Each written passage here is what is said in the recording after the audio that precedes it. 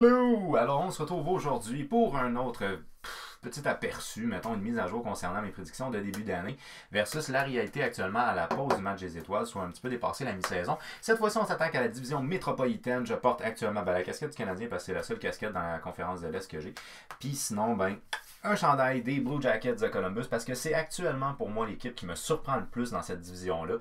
Les Blue Jackets, après le départ de Panarin, le départ de Bobrovsky, je voyais pas cette équipe-là comme étant très compétitive. Leur gardien n'avait pas beaucoup d'expérience, alors j'avais peur un peu de comment est-ce que John Tortorella réussirait à faire comme une mixture qui aurait du sens avec une équipe qui avait perdu quand même deux joueurs vedettes. Ceci étant dit, c'est pas tous les joueurs qui sont partis de cette équipe-là. Entre autres, moi je porte le chandail en ce moment de Werenski. Werenski est encore là. Bon, il y a des joueurs qui sont importants, qui sont toujours dans cette équipe-là. Mais tu sais, départ de Panarin, ajout de Nunquist, je me disais c'est quand même leur meilleur pointeur puis leur meilleur gardien qui partait. Fait que bon, je savais pas trop. Il faut.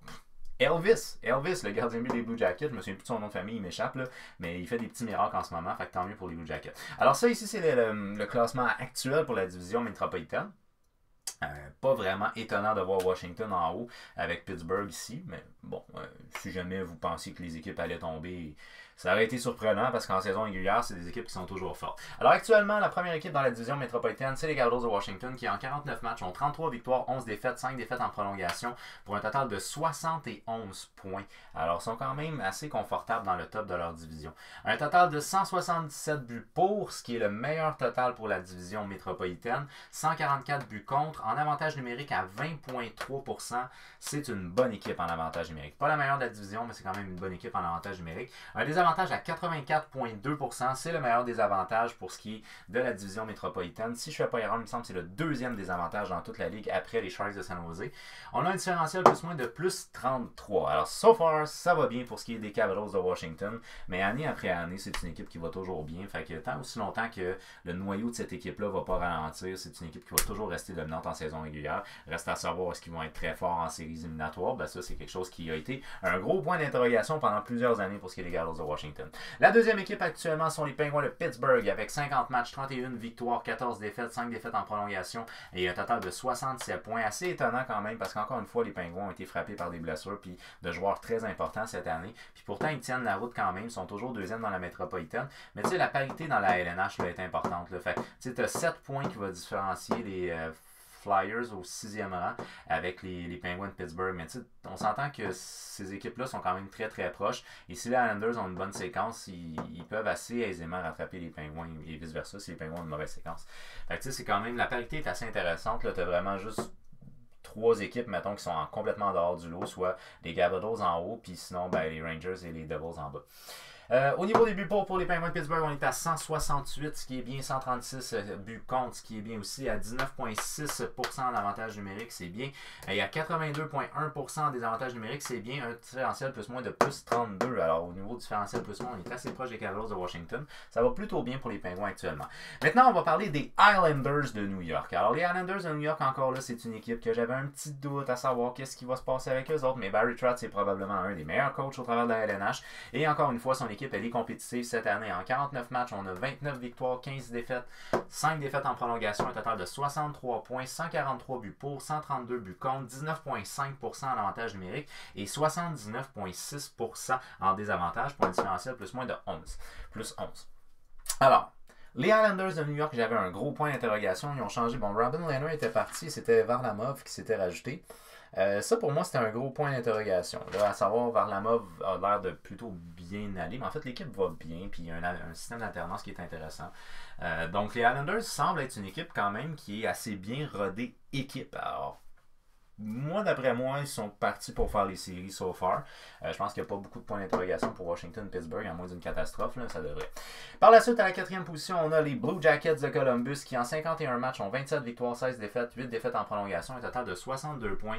Ils talonnent littéralement les Islanders, mais ils sont littéralement talonnés par les Flyers et les Hurricanes. Donc, c'est vraiment très, très serré, là, ce petit groupe-là d'équipes.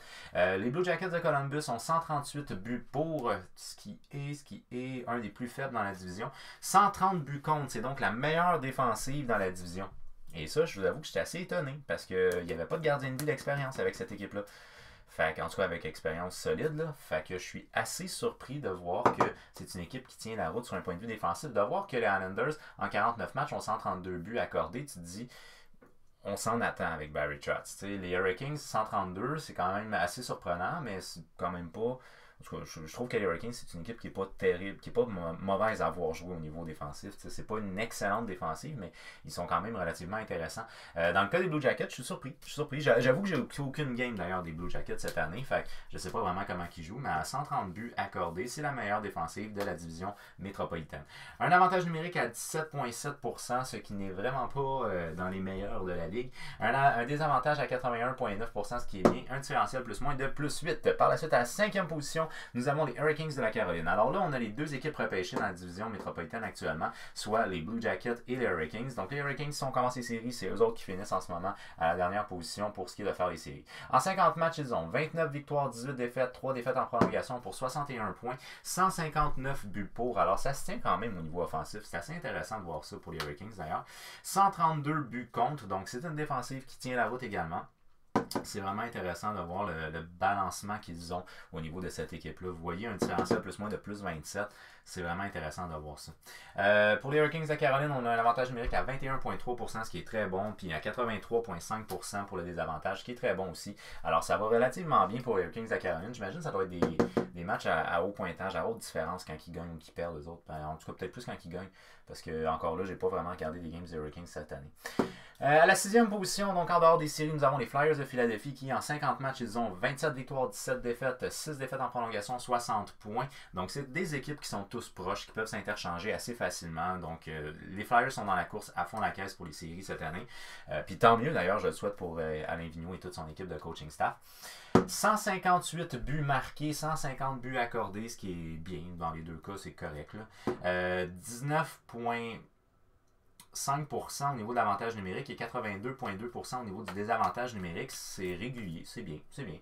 Et un différentiel plus-moins de plus 8. Les Rangers de New York sont actuellement 7e. Alors ça, j'avais des très gros doutes sur les Rangers de New York concernant essentiellement leur défensive qui avait peu d'expérience, qui était relativement jeune. Alors je comprends que l'ajout de Panarin et l'ajout de Jacob Trouba était très intéressant pour les Rangers sur un point de vue offensif, mais je vous dirais que sur un point de vue défensif, je trouvais que c'était une équipe qui avait un gros point d'interrogation, puis Lundqvist, il commence à avancer en âge, donc c'est quelque chose que je n'étais pas très confiant, le jeu défensif des Rangers.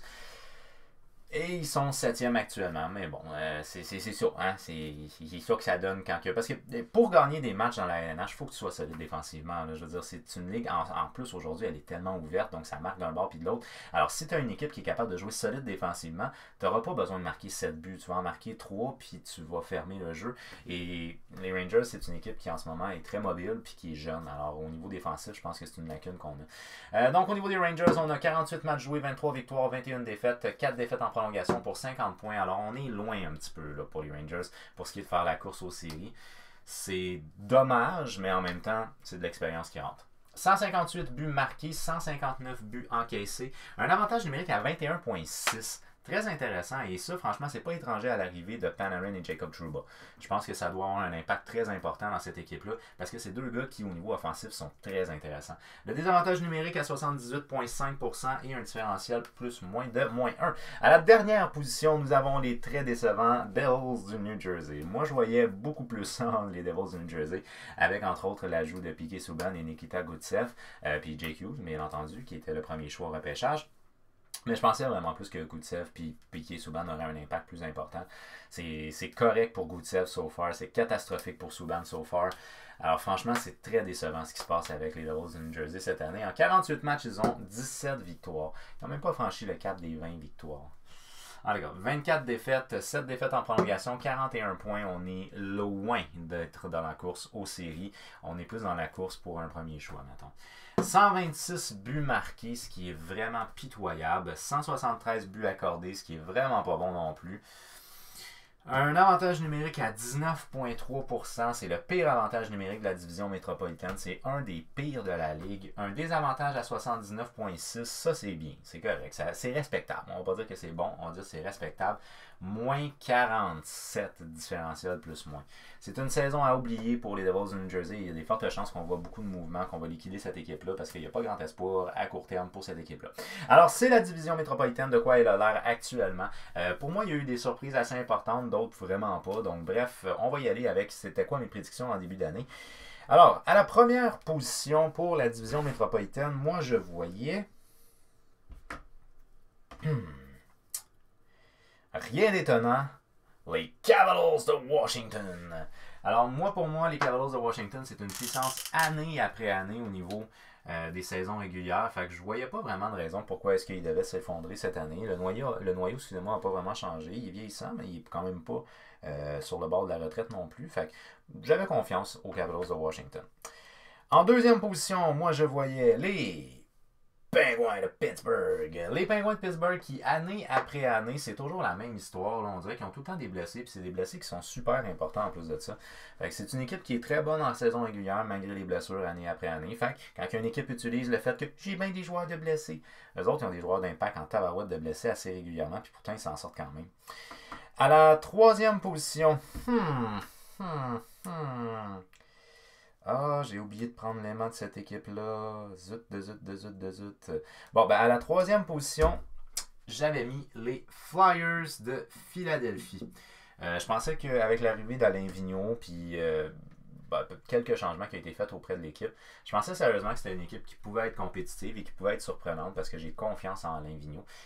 Actuellement, moi je les voyais troisième, actuellement ils sont sixième, donc c'est 1, moins 1, 2, 3, moins 3.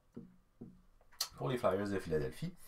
À la quatrième position, je pensais très honnêtement que les changements qui avaient été apportés pendant la saison morte allaient faire de cette équipe-là une équipe beaucoup plus compétitive que ce qu'elle n'est aujourd'hui. C'est pour moi une des équipes les plus décevantes en ce moment, les Devils de New Jersey, qu'ils sont actuellement 8e. Donc 1, 2, 3, 4, moins 4.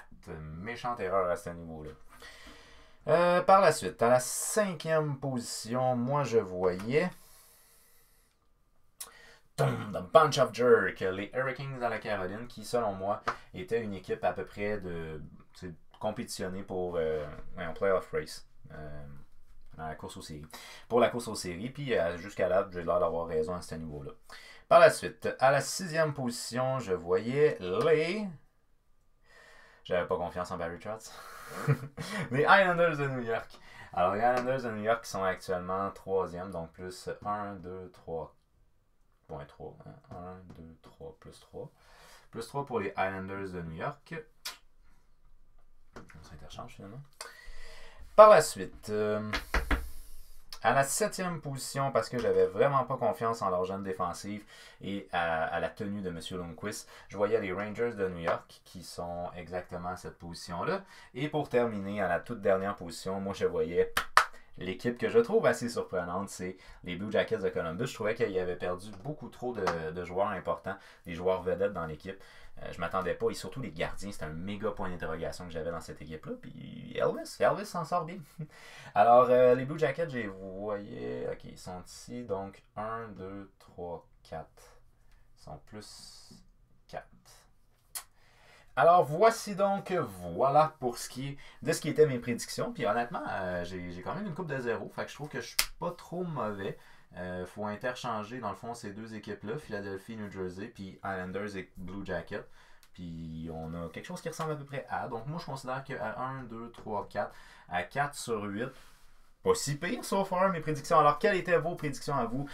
Vos surprises, vos déceptions, méga déceptions, les Devils de New Jersey, surprise pour moi, les Blue Jackets de Columbus. Alors, quelles sont vos surprises à vous, vos déceptions à vous pour la division métropolitaine? Faites-le moi savoir au travers des commentaires. Maintenant, si vous avez aimé la vidéo, n'oubliez pas d'y mettre un j'aime. Bien entendu, vous pouvez la partager, question qu'on jase de hockey avec plus de monde possible. Rejoignez-moi sur mon Instagram, hockeyfan514. Et puis, c'est ça, abonnez-vous, activez la cloche. Puis c'est ça. Et voilà. Alors, merci beaucoup d'avoir regardé ma vidéo. Et je vous dis à la prochaine fois. Bye bye.